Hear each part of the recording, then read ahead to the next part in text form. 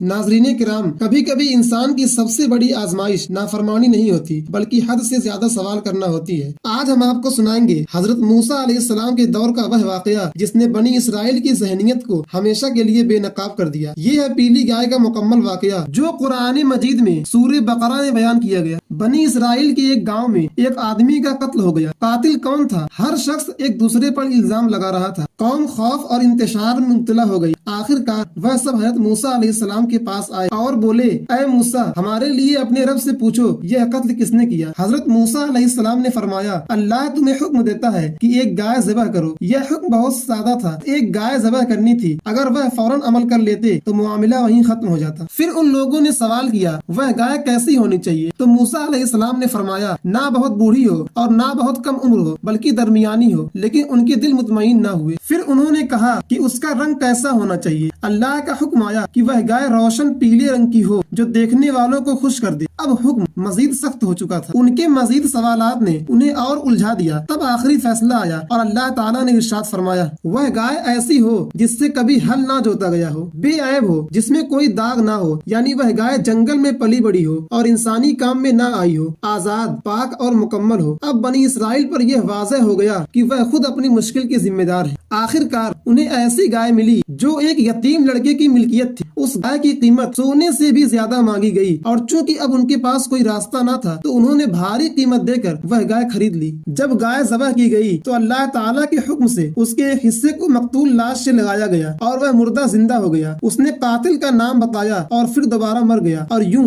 हक जाहिर हो गया। यह वाकया हमें यह सिखाता है कि अल्लाह ताला के हुक्म में ताखीर और बहस आजमाइश को सख्त बना देती है।